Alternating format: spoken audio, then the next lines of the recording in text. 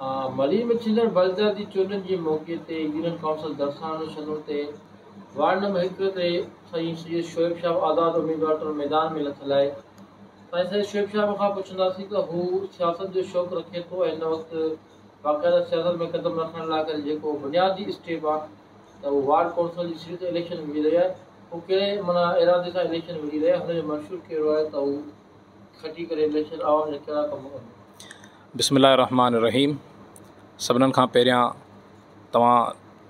तमाम मीडिया जे नुमाइंदे खान जो तहे दिल सां मशकूर आहियां जो तव्हां क़ीमती वक़्तु कढी असांजो मौक़ुफ़ आवाम उन्नास ताईं पहुचाइण जे लाइ असांजी मदद कई।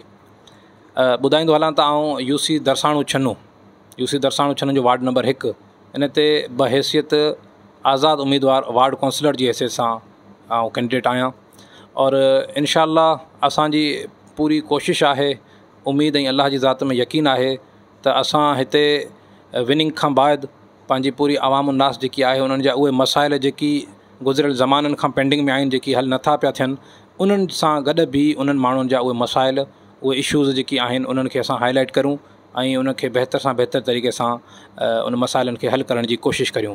असां इन ख़्याल सां अल्हम्दुलिल्लाह बीठल आहियूं ऐं असांखे उमेदु आहे ऐं सुठी मोट आहे अल्हम्दुलिल्लाह। असांजे तमामु जेकी दोस्त अहबाब आहिनि, जेकी बि हिते वोटर आहिनि, सभिनीनि असांखे सुठी सपोर्ट कई आहे ऐं उमेदु रखूं था त इंशाअल्लाह अॻिते बि हली असां सां इन ई हिसाब सां ॿांह ॿेली थी बीठा हूंदा ऐं असां सुठे तरीक़े सां इंशाअल्लाह विनिंग करे पंहिंजे अवामनि जी, पंहिंजे दोस्तनि अहबाबनि जी भरपूर ख़िदमत कंदासीं ऐं इंशाअल्लाह अल्लाह ताला अगरि चाहियो त जल्द जेको सो इहो ख़ुशख़बरी ऐं इन हिसाब सां इहो असां सभिनीनि खे ॾेखारींदासीं। रब्बुल आलमीन वॾो महिरबानी आहे, इंशाअल्लाह अल्लाह पाक आसानी फरमाईंदो। जी, असांखे हिन वक़्तु हथ गाॾी जंहिंखे पाण ट्राली चऊं उहो असांखे जेको सो हिन वक़्तु इंतिखाबी निशान मिलियो आहे ऐं मुंहिंजी अपील आहे पंहिंजे पूरे दोस्तनि सां, पंहिंजे पूरे अक़ीदतमंदनि सां, पूरे इलाइक़े मकीन सां त 24 तारीख़ ते जेका इलेक्शन थींदी उन ते वार्ड काउंसिलर जे लाइ करे इन हथ गाॾी जंहिं चऊं पाण ट्राली उन ते मोहर हणी पंहिंजे कैंडिडेट खे कामयाबु कंदा। वार्ड काउंसिलर जेको आहे वार्ड उन में कहिड़ा ॻोठ आहिनि? जी, असांजो वार्ड जेकी आहे वार्ड नंबर 1 उन में हाजी शीदी खान ॻोठ खां असांजो हितां खां स्टार्ट थिए थो हल्को।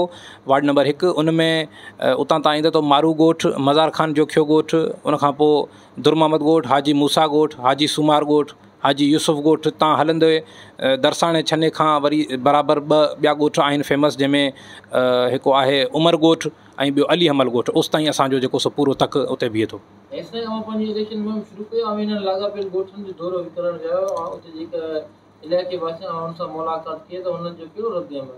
जी अल्हम्दुलिल्लाह, असांजे पंहिंजे हिसाब सां मुलाक़ातियूं आहिनि। हिकु त टेलीफोन के हिसाब सां बि राब्तो आहे ऐं ॿियो इन जो असां रूबरू बि मुलाक़ात काफ़ी दोस्तनि सां कई आहे ऐं अञा बि इंशाअल्लाह मुलाक़ातियूं कंदासीं ऐं अल्हम्दुलिल्लाह काफ़ी सुठी मोट मिली आहे, अल्लाह जो फज़ल। छो असांजो हिकु माज़वी आहे, हिकु असांजो एज़ अ सोशल वर्कर बि असांजो काफ़ी एक्टिविटीज़ आहिनि ऐं उहो इन्हनि चीज़नि मां काफ़ी सेटिस्फाई आहिनि अल्हम्दुलिल्लाह। अवां साम्हूं साईं पार्टी उन्हनि जो उम्मीदवार बीहारिया हूंदा, जीअं त असां ॿुधंदा पिया अचूं नंढे हूंदे खां त पीपल्स पार्टी जो गढ़ आहे मली ज़िलो ऐं ज़ाहिर आहे जेके गुज़िरियल जेके नुमाइंदा उहे पीपल्स पार्टी जा, उन्हनि जो बि असुर रसूख़ हूंदो आहे। हिन भेरे बि उन्हनि जा उम्मीदवार बीठल इलेक्शन में। अवां कीअं था सम्झो त माण्हू जेकॾहिं जिते सभु सीटूं उन्हनि खे ॾेई सघंदा त पोइ हिकु आज़ादु उम्मीदवार जेको उहो बीहे थो त उहो कहिड़ी उमेदु रखे?